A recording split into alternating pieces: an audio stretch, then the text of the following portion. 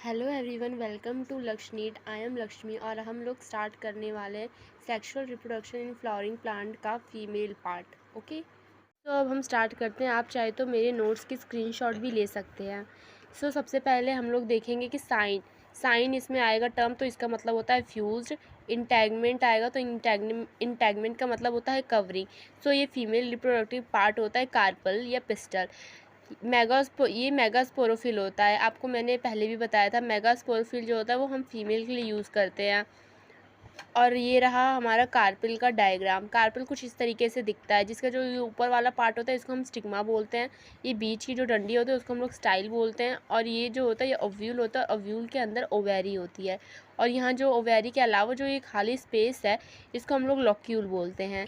ये डायग्राम आपको एनसीईआरटी में भी मिल जाएगा। एनसीईआरटी में आपको कुछ इस तरीके का दिखेगा। ये रहा ओव्यूल, ये रहा स्टाइल, और ये रहा हमारा ऊपर का पार्ट। इसको आप कमेंट कीजिए कि ये वाला कौन सा पार्ट था। एनसीईआरटी में आपको दोनों ही diagram, male and female part, एक ही डायग्राम में आपको मिल जाएगा। ओके, ओवेरी दो टाइप्स के होते हैं। एक होता है सिंगल ओव्यूल और दूसरा होता है मैनी ओव्यूल, जिसमें बहुत सारे ओव्यूल्स होते हैं। अगर सिंगल ओव्यूल हो, आप ओवेरी को सीड से भी डिनोट कर सकते हैं। ओवेरी का मतलब सीड ही होता है।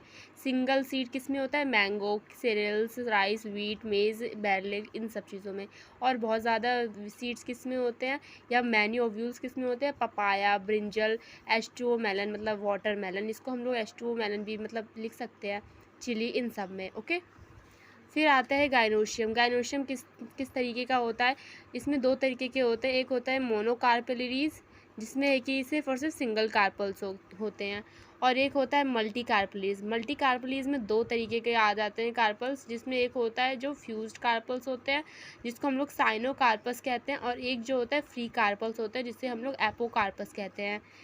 और जो साइनोकार्पस होते हैं वो ज़्यादा कॉमन होते हैं, हर जगह पाए जाते हैं, जैसे कि हिबिकस, पेपेवर। और जो फ्री कार्पल्स होते हैं वो लोटस, रोज़, और ये मोस्ट कॉमन नहीं होते हैं, किसी किसी में पाए जाते हैं। ओव्यूल को हम लोग मेगास्पोरेंजियम भी कहते हैं। ये एक इम्पॉर्टेंट क्वेश्चन है। ओके, ये ओव्यूल मेगास्पोरेंजियम का डायग्राम है। इस डायग्राम को कुछ इस तरीके का है। ये डायग्राम, ये जो है बीच, अगर आप एनसीईआरटी में ये देखेंगे तो एनसीईआरटी में कुछ इस तरीके का दे रखा है। ये बीच में जो है इसका ये न्यूक्लियस है। और ये जो ऊपर वाला मतलब ये वाला साइड होता है, इसको हम लोग चलाजा पोल कहते हैं, जो इसका मेन पार्ट भी है। लेकिन इसमें पूरा फुल नहीं दे रखा है। मैं आपको अपने डायग्राम दिखाती हूँ। ये थोड़ा सा मैसी है, आपको मैं शॉर्ट वीडियो में प्रोवाइड करवा दूँगी, आप तब भी समझने की कोशिश कर सकते हैं। ये जो बीच में होता है इसको हम लोग न्यूक्लियस कहते हैं। और इसकी जो ऊपर वाला एरिया होता है इसको हम लोग चलाजा कहते हैं। और यहाँ का जो नीचे वाला एरिया होता है जिसको हम लोग माइक्रोफिल कहते हैं। माइक्रोफिल और चलाजा, इनका मेन रोल है, आगे चलकर आपको पता चलेगा। ये जो ओव्यूल होता है इसमें दो तरीके की इंटैगमेंट होती है, जो कि एक आउटर इंटैगमेंट होती है जो ऐसे बाहर की लेयर की साइड होती है। एक होती है इनर इंटैगमेंट, जो अंदर की साइड में होती है। ये दोनों ही प्रोटेक्टिव लेयर होती है एक तरीके से। यहाँ पर ये जो थोड़ा सा ऐसे पार्ट निकला रहता है इसको हम लोग हीलियम कहते हैं। ये है कि फंक्शनल होता है इसका कि स्टोव यहीं से निकलता है, अटैच्ड होती है, यहीं से स्टोव अटैच्ड होती है। ओके, बाकी आपको डायग्राम में शॉर्ट वीडियो में प्रोवाइड करवा दूँगी। ये एक एंजियोस्पर्म का डायग्राम है, आप इसकी भी स्क्रीनशॉट ले सकते हैं। ओव्यूल के बहुत सारे टाइप्स होते हैं, जैसे कि ऑर्थोट्रोपस, एनाट्रोपस, और हमने मेनली एनाट्रोपस के बारे में ही बात करना है क्योंकि ये मोस्ट कॉमन होते हैं। हेमी एंट्रोट्रोपस, जो कि बटर कप्स में पाए जाते हैं। कैम्फोफाइटोट्रोपस, जो कि लिगमस मतलब पीस में पाए जाते हैं। फर फाइटोट्रोपस, जो कि एलिज्मा में पाए जाते हैं। सर साइनोट्रोपस, जो कि कैक्टस में पाए जाते हैं। ओके, हम ओव्यूल के आगे पढ़ेंगे कि कैसे होता है। तो ओव्यूल होता है फीमेल गैमिटोफाइट। ओव्यूल मेगास्पोरेंजियम होता है, इसमें एम्ब्रियो सैक बनता है। सबसे पहले ये जो होता है एक ओव्यूल है, ठीक है। इस ओव्यूल के ये बीच में न्यूक्लियस होगा। अब ये इमैच्योर है। ये मैच्योर कब होगा? ये मैच्योर सिर्फ इसमें जो मैच्योर ये ना इसके प्रोसेस के बाद मैच्योर होगा, पहले तो ये इमैच्योर है।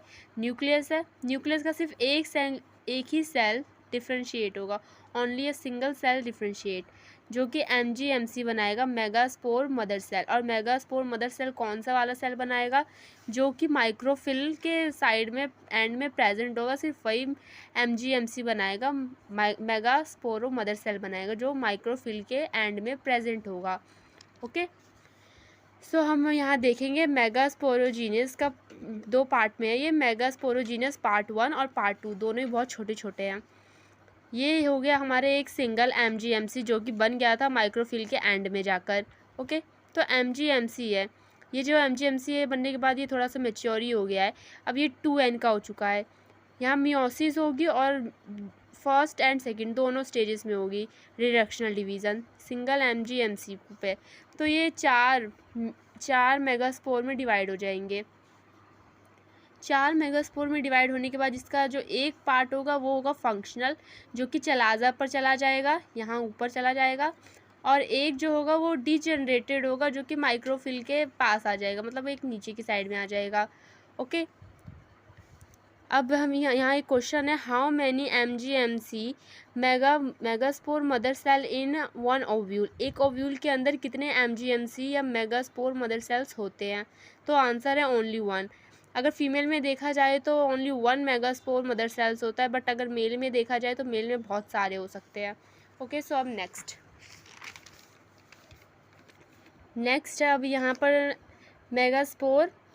मेगास्पोरेंजियम सेकंड हम करने वाले, इसका सेकंड पार्ट कैसे होता है। तो इसमें जो सेल है, इस सेल से ना डिवीज़न होगा, फिर ये हो जाएगा डबल सेल, डबल न्यूक्लिएटेड होगा, फिर ये हो जाएगा 4 टाइम्स ऐसे न्यूक्लिएटेड हो जाएगा, फिर इसका भी ऐसे डबल हो जाएगा। तो मतलब ऐसे ही हो जाएगा, ऐसे ही डिवाइड करते रहेंगे। और यहाँ सिर्फ और सिर्फ कैरियोकाइनेसिस हुई है, ओनली कैरियोकाइनेसिस हुई है। ओके, अब यहाँ पर ये जो ये हो चुका है, यहाँ 4 स्टेजेस तक आ गए, ये 8 माइटोसिस प्रोसेस से ये इतना बन चुका है।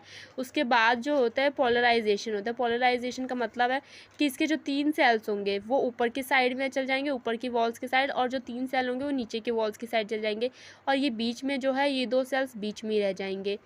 फिर इसके बाद जो ये ऊपर की साइड में 3 सेल गए थे और नीचे की साइड में 3 सेल्स गए थे, ये तो इनको तो वॉल्स मिल जाएगी साइड में, तो ये वॉल से चिपक जाएंगे, पर बीच वालों को कुछ नहीं मिलता, तो ये बीच वाले ऐसे ही रहते हैं। फिर इसमें हम देख सकते हैं कि इसमें 8 न्यूक्लिएटेड है, 8 न्यूक्लिएटेड हो चुके हैं, और यहाँ पर 7 सेल है। एम्ब्रियो सैक अब ये बन चुका है गैमेटोफाइट का पूरा ये हो चुका है। अब यहाँ ये एम्ब्रियो सैक बन चुका है गैमेटोफाइट का।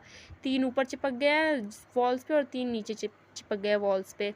ओके, अब यहाँ याद रखने वाली बात ये है एंड्स के बारे में। एंड्स में आप कंफ्यूज मत होइएगा।